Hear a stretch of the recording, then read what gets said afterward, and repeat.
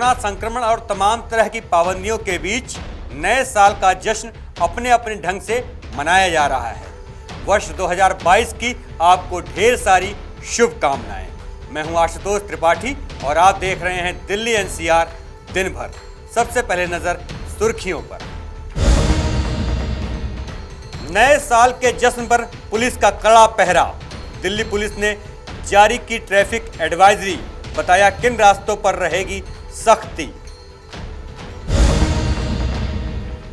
दिल्ली में रेजिडेंट डॉक्टरों की हड़ताल खत्म। पुलिस से डॉक्टर्स पर दर्ज एफआईआर की वापसी के आश्वासन के बाद हड़ताल खत्म करने का ऐलान। केजरीवाल सरकार से करण जौहर ने की सिनेमा घरों को खोलने की अपील। ट्वीट कर सिनेमा जगत को होने वाले नुकसान का दिया हवाला। कोरोना के बढ़ते मामलों के बीच नए साल का होगा आगाज। लोगों ने की हालात बदलने की प्रार्थना। दिल्ली में नए साल के जश्न के साथ शुरू होगी हाड़ कपाने वाली ठंड। मौसम विभाग ने ठंड को लेकर दी चेतावनी। नए साल की पहली तारीख पर जश्न मनाने के लिए लोगों की अत्यधिक भीड़ न जमा हो जाए, साथ ही यातायात व्यवस्था भी न चरमरा जाए। इसको देखते हुए यातायात पुलिस विभाग ने एक एडवाइजरी जारी की है, जिसके तहत इंडिया गेट के आसपास के कई रास्तों पर आने जाने पर प्रतिबंध लगा दिया गया है। आप भी देखिए कहां-कहां लगाया गया है यातायात प्रतिबंध। नववर्ष की पूर्व संध्या और 1 जनवरी की सुबह दिल्ली के सभी जिलों के साथ साथ न्यू दिल्ली डिस्ट्रिक्ट के कनॉट प्लेस एरिया में ट्रैफिक बंदोबस्त के विशेष प्रबंध किए गए हैं, जिनके बारे में मैं आपको बताना चाहूँगा। सबसे पहले नागरिकों से अनुरोध है कि वे कोविड-19 की सावधानियों का पालन करें। दिल्ली में इस वक्त येलो अलर्ट जारी है और डीडीएमए की गाइडलाइंस के मुताबिक रात्रि 10 बजे से सुबह 5 बजे तक नाइट कर्फ्यू की व्यवस्था की गई है। सभी से अनुरोध है कि इसका पालन करें। कृपया इस समय के दौरान अपने घरों में रहें और बाहर ना निकलें। 31 दिसंबर की शाम से कनॉट प्लेस में व्हीकलर ट्रैफिक को प्रतिबंधित किया जाएगा। बहुत सारी रोड्स जो कि कनॉट प्लेस के इनर सर्कल और मिडल सर्कल की ओर आती हैं, उन पर ट्रैफिक को, आम गाड़ियों को नहीं जाने दिया जाएगा। इसके लिए लोकल पुलिस और ट्रैफिक पुलिस पिकेट्स लगाएंगी और वहाँ पर चेकिंग करेंगी। इनर सर्कल, मिडिल और आउटर सर्कल में उन्हीं गाड़ियों को प्रवेश करने की अनुमति दी जाएगी जिनके पास किसी होटल या रेस्टोरेंट की प्री बुकिंग रिसीट अवेलेबल है। बसों का भी डाइवर्जन किया जाएगा। डीटीसी की बसेस शाम के 7 बजे के बाद जो मेजर रोड्स कनॉट प्लेस की ओर एंटर करती हैं, उनको डाइवर्जन किया जाएगा। For example Ashoka Road, Parliament Street, Baba Kharak Singh Marg, Chelmsford Road, Minto Bridge, Kasturba Gandhi Marg, Barakhamba road इत्यादि पर शाम के 7 बजे के बाद डीटीसी की बसेस नहीं अलाउ करी जाएंगी। यदि आप न्यू दिल्ली रेलवे स्टेशन जाना चाहते हैं तो आप अजमेरी गेट की साइड पहुंचने के लिए जवाहरलाल नेहरू मार्ग का प्रयोग करें, और अगर आप पहाड़गंज साइड जाना चाहते हैं तो आप देशबंधु गुप्ता रोड का प्रयोग कर सकते हैं। अगर आपको ट्रैफिक से रिलेटेड किसी प्रकार की सहायता की आवश्यकता है तो आप हम तक पहुँच सकते हैं। दिल्ली ट्रैफिक पुलिस का हेल्पलाइन नंबर है 011-2584-4444 एंड 1095। हम फेसबुक और ट्विटर पर भी अवेलेबल हैं। व्हाट्सएप का हमारा नंबर है 8750871493। दिल्ली ट्रैफिक पुलिस की ओर से आप सभी को आने वाले नववर्ष की शुभकामनाएं देता हूं। आप सभी की सेफ्टी की कामना करता हूं। Drive safe and stay safe. Thank you. अब बात करते हैं एक अच्छी खबर की। जी हां, अस्पतालों में चल रही रेजिडेंट डॉक्टरों की हड़ताल खत्म हो गई है। इसके बाद मरीजों और उनके तीमारदारों ने राहत महसूस की है। देखिए पूरी रिपोर्ट।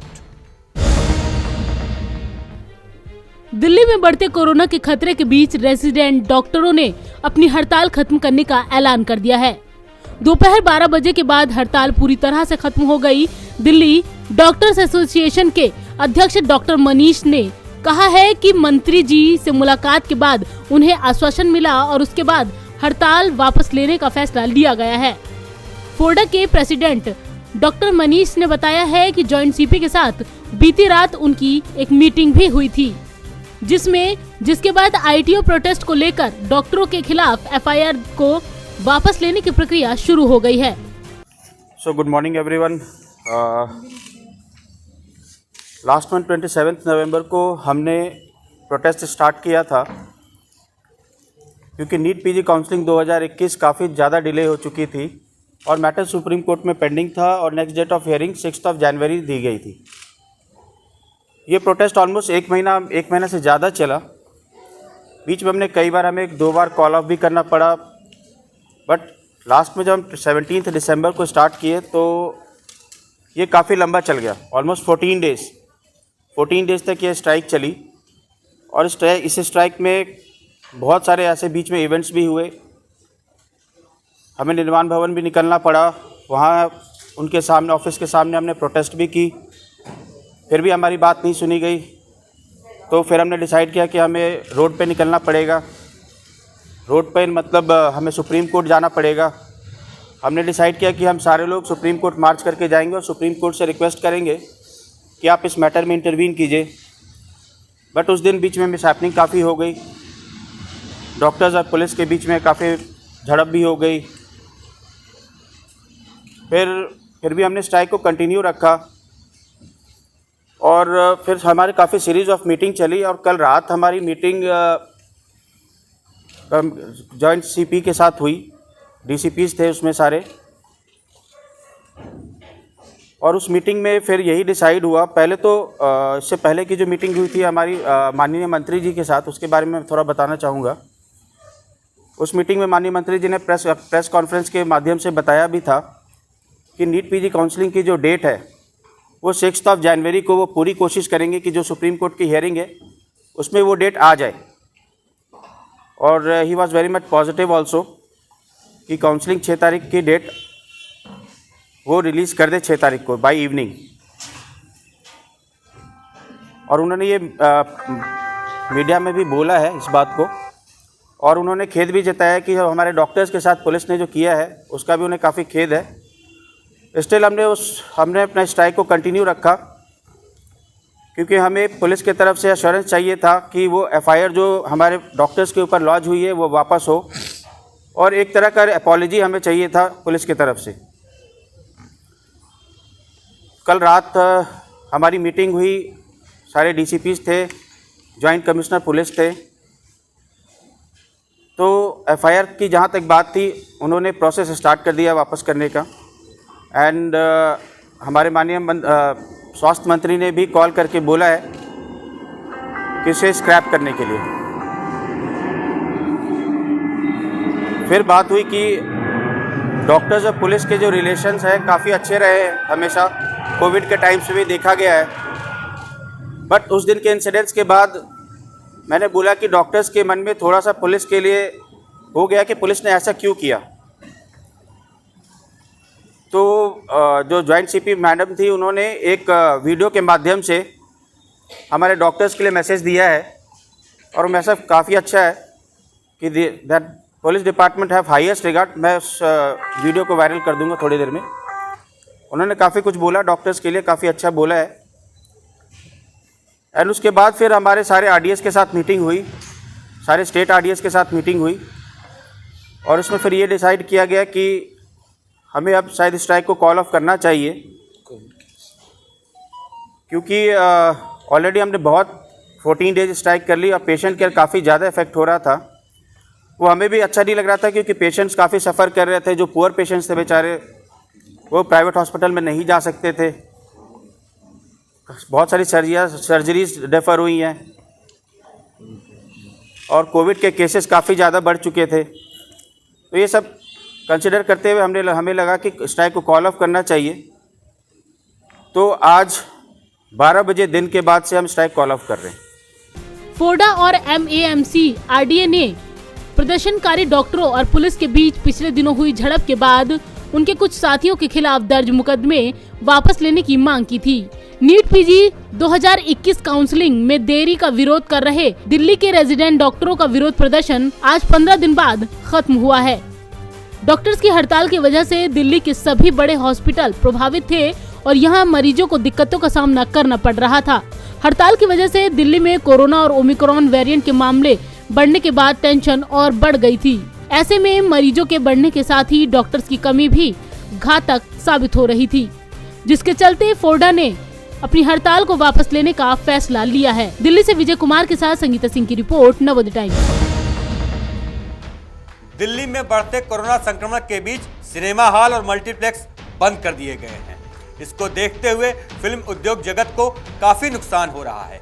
निर्माता और निर्देशक करण जौहर ने ट्वीट करके दिल्ली सरकार को इस संबंध में कहा भी है। देखिए करण जौहर ने क्या कहा। देश भर में कोरोना के मामलों में तेजी देखने को मिल रही है। सबसे ज्यादा केस दिल्ली और महाराष्ट्र में हैं और बढ़ते मामलों को देखते हुए दिल्ली की केजरीवाल सरकार ने सिनेमा हॉल, थिएटर और मल्टीप्लेक्स को तुरंत प्रभाव से बंद करने का आदेश दिया था। इसे लेकर मल्टीप्लेक्स एसोसिएशन ने चिंता जाहिर की और उन्होंने राज्य सरकार से इस आदेश पर विचार करने की अपील की।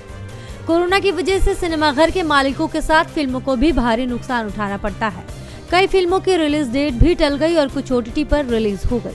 अब एक बार फिर सिनेमाघर के बंद होने से चिंता बढ़ गई है। इसी बीच करण जौहर ने ट्वीट के जरिए दिल्ली सरकार से निवेदन किया कि गाइडलाइंस के साथ सिनेमाघरों को खोलने पर विचार करें। करण जौहर ने लिखा कि हम दिल्ली सरकार से सिनेमाघरों को चलाने की अनुमति देने का आग्रह करते हैं।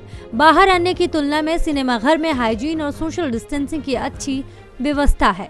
इसके साथ उन्होंने दिल्ली के उपराज्यपाल, मुख्यमंत्री अरविंद केजरीवाल और दिल्ली सरकार को टैग किया। लेकिन उसके बाद ट्रोलर्स ने करण जौहर के ट्वीट पर ट्रोल करना शुरू कर दिया। एक यूजर ने लिखा, हाँ मतलब लोग अपने और अपने परिवार की लाइफ को रिस्क में डाल दें फालतू मूवीज देखने के लिए, इससे तुम्हें पैसा मिलेगा, उनको बीमारी। वहीं एक दूसरे यूजर ने लिखा, सिनेमा को OTT पर देखा जा सकता है लेकिन लोगों की मौत होगी अगर संक्रमण की दर बढ़ेगी और ऑक्सीजन खत्म हो जाएगी। अन्य यूजर ने लिखा, आग लगी बस्ती में, ये है अपनी मस्ती में। आपको बता दें कि मल्टीप्लेक्स एसोसिएशन ऑफ इंडिया के सदस्यों के एक प्रतिनिधिमंडल ने भी दिल्ली के उप मुख्यमंत्री मनीष सिसोदिया से मुलाकात की थी और राष्ट्रीय राजधानी में सिनेमा हॉल को फिर से खोलने की अनुमति देने में उनके हस्तक्षेप का अनुरोध किया था। एसोसिएशन ने कहा कि सिसोदिया ने प्रतिनिधिमंडल को आश्वासन दिया कि इस मामले को दिल्ली आपदा प्रबंधन प्राधिकरण टास्क फोर्स और अन्य सरकारी अधिकारियों के साथ उठाया जाएगा। ब्यूरो रिपोर्ट, नवोदय टाइम्स, नई दिल्ली। दिल्ली में कोरोना के केस लगातार बढ़ते जा रहे हैं। इसके साथ ही संक्रमण दर भी तेजी से बढ़ रही है। इस संक्रमण की आशंकाओं के बीच नए साल का जश्न अपने अपने स्तर पर मनाया जा रहा है। तमाम पाबंदियां भी लगा दी गई हैं। आप देखिए पूरी रिपोर्ट। देश की राजधानी दिल्ली में कोरोना की रफ्तार तेजी से बढ़ती जा रही है। कोरोना के मामलों को लेकर लोगों के मन में यह आशंका है कि कहीं ये तीसरी लहर की दस्तक तो नहीं। नए साल के जश्न एवं पार्टियों पर ओमिक्रॉन के खतरे का साया मंडरा रहा है। राजधानी में बीते 24 घंटे में कोरोना के 1313 केस दर्ज किए गए। 26 मई के बाद दिल्ली में सबसे अधिक केस दर्ज किए गए। राजधानी में कोरोना संक्रमण की दर बढ़कर 1.73% हो गई। वहीं 66 लोग ऑक्सीजन सपोर्ट पर हैं। दिल्ली के स्वास्थ्य मंत्री सत्येंद्र जैन ने कहा कि कोरोना वायरस के नए स्वरूप ओमिक्रॉन के मामले धीरे धीरे कम्युनिटी लेवल पर फैल रहे हैं। दिल्ली में जीनोम सीक्वेंसिंग के लिए भेजे गए सैंपल्स में से 46% में ओमिक्रॉन वेरिएंट की पुष्टि हुई। इनमें वे लोग भी शामिल हैं जिनकी कोई ट्रैवल हिस्ट्री नहीं है। बता दें कि दिल्ली और NCR वासियों के लिए लगातार दूसरा साल है जब वे पाबंदियों के बीच हल्के फुल्के तरीके से ही नए साल का जश्न मना सकेंगे। मुंबई, बेंगलुरु, चेन्नई और दिल्ली समेत अनेक बड़े शहरों और राज्यों में नए साल की शुरुआत से पहले अनेक कोविड संबंधी पाबंदियां लगा दी गई हैं। राजधानी में येलो अलर्ट जारी किया गया है जिसके कारण रात 10 बजे से सुबह 5 बजे तक कर्फ्यू रहेगा। ऐसे में आज की रात को नए साल के स्वागत में लोग खुलकर पार्टी नहीं कर सकेंगे। ब्यूरो रिपोर्ट, नवोदय टाइम्स, नई दिल्ली। नए साल का आगाज बेहद कड़ाके की ठंड के साथ होगा। मौसम विभाग ने चेतावनी दी है कि 4 जनवरी से और भी तेज ठंड पड़ेगी। साथ ही न्यूनतम तापमान में भी भारी गिरावट आएगी। देखिए मौसम विभाग ने क्या कहा। देश की राजधानी दिल्ली में शीतलहर का प्रकोप बढ़ गया है जिसका नए साल तक जारी रहने का अनुमान है। मौसम विभाग के मुताबिक सफदरजंग वेधशाला में न्यूनतम तापमान सामान्य से 4 डिग्री कम 3.4 डिग्री सेल्सियस दर्ज किया गया। वहीं दिल्ली के आयानगर और नरेला में बृहस्पतिवार को न्यूनतम तापमान के 10 डिग्री सेल्सियस या उससे कम और सामान्य से 4.5 डिग्री कम रहने पर शीतलहर की घोषणा की जाती है। नए साल से ठीक पहले राष्ट्रीय राजधानी दिल्ली में सर्दी ने सितम ढाना शुरू कर दिया है। दिल्ली में इससे पहले 20 और 21 दिसंबर को शीतलहर का प्रकोप था, जब न्यूनतम तापमान इस मौसम का सबसे कम 3.2 डिग्री सेल्सियस और 4 डिग्री सेल्सियस दर्ज किया गया था। इसके बाद लगातार 2 पश्चिमी विक्षोभों के प्रभाव और उत्तर पश्चिमी हवाओं के धीमा पड़ने से धीरे धीरे न्यूनतम तापमान बढ़कर 9.8 डिग्री सेल्सियस पर पहुंच गया। मौसम विभाग ने सक्रिय पश्चिमी विक्षोभ के प्रभाव के कारण 4 जनवरी से न्यूनतम तापमान में वृद्धि का अनुमान जताया, जिसके कारण 4 से 7 जनवरी के बीच जम्मू कश्मीर और हिमाचल प्रदेश में भारी वर्षा और हिमपात हो सकता है। इसके साथ ही 5 से 7 जनवरी के बीच पंजाब, हरियाणा, चंडीगढ़, दिल्ली, उत्तरी राजस्थान और पश्चिमी उत्तर प्रदेश में हल्की से मध्यम बारिश होने का अनुमान है। वहीं दिल्ली के 10 इलाकों की हवा बेहद खराब श्रेणी में दर्ज की गई। इन जगहों का वायु गुणवत्ता सूचकांक 300 के पार रहा। हालांकि दिल्ली की हवा खराब श्रेणी में रही। दिल्ली के लोगों को इस बार नवंबर और दिसंबर के महीने में पहले से ज्यादा प्रदूषित हवा में सांस लेनी पड़ी है। ब्यूरो रिपोर्ट, नवोदय टाइम्स, नई दिल्ली। दिल्ली एनसीआर दिन भर में अभी के लिए इतना ही। मुझे दीजिए इजाज़त। अगर आप हमें यूट्यूब पे देख रहे हैं सब्सक्राइब करें, अगर फेसबुक पे देख रहे हैं तो लाइक करें। नमस्कार।